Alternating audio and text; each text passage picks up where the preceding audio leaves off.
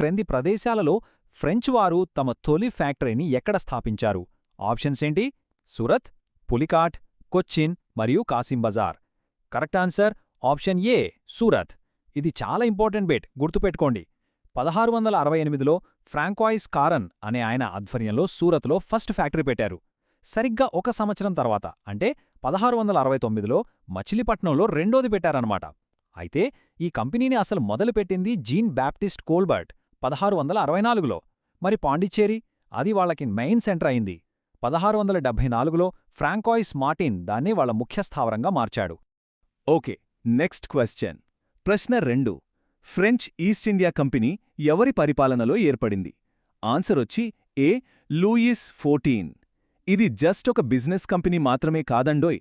అప్పటికే మార్కెట్లో ఉన్న ఇంగ్లీష్, డచ్ కంపెనీలతో పోటీపడాలి అనే పెద్ద ప్లాన్తో 1664లో ఈ కంపెనీని స్టార్ట్ చేశారు. ఇక మూడో ప్రశ్న చూద్దాం.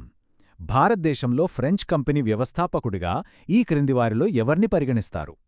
Right answer C Colbert. ఎందుకంటే ఆయన సలహా మీదే ఈ కంపెనీ ఏర్పాటైంది.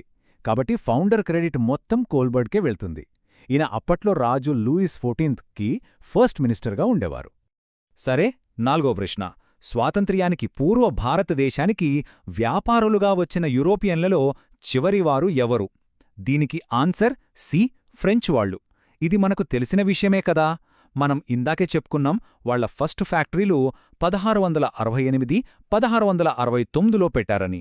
ఆ డేట్స్ చూస్తేనే అర్థమవుతుంది, మిగతా యూరోపియన్ పవర్స్తో పోలిస్తే వీళ్ళు చాలా లేటుగా వచ్చారని. ఓకే, ఇప్పటివరకు మనం చూసిన ఈ 4 ప్రశ్నల సారాంశమంతా ఈ టైమ్లైన్లో చూడొచ్చు. చూడండి, 1664లో కంపెనీ మొదలైంది. 1668లో సూరత్లో ఫస్ట్ ఫ్యాక్టరీ.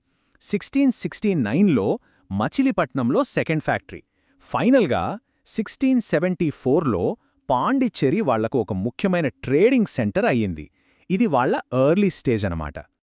5వ ప్రశ్న. భూభాగాలను సంపాదించాలనే ఉద్దేశంతో భారతీయ రాకుమారుల గొడవల్లో పాల్గొనే విధానాన్ని ప్రారంభించిన మొదటి యూరోపియన్ ఎవరు? దీనికి సమాధానం బి డూప్లెక్స్. ఈయన చాలా తెలివైనవాడు. ఫ్రెంచ్ గవర్నర్ జనరల్గా ట్రేడింగ్ రూల్స్నే మార్చేశాడు. జస్ట్ వ్యాపారం కాదు, మన రాజుల రాజకీయాల్లో తలదూర్చి భూములు కొట్టేయాలి అనే కొత్త డేంజరస్ ప్లాన్ని మొదలుపెట్టింది ఇతనే. నెక్స్ట్ 6వ ప్రశ్న. దక్కన్లో ఫ్రెంచ్ వాళ్లు ఎందుకు ఓడిపోయారు? చాలా కారణాలుంటాయి, కానీ main reason option B English వాళ్ల దగ్గర బలమైన సైన్యం ఉండటం. కానీ అసలు మ్యాటర్ ఆర్మీ కన్నా కూడా వాళ్ల నేవీలో ఉంది. బ్రిటిష్ వాళ్లకి చాలా పవర్ఫుల్ నేవీ ఉండేది. డూప్లెక్స్ ఆ పవర్ని తక్కువ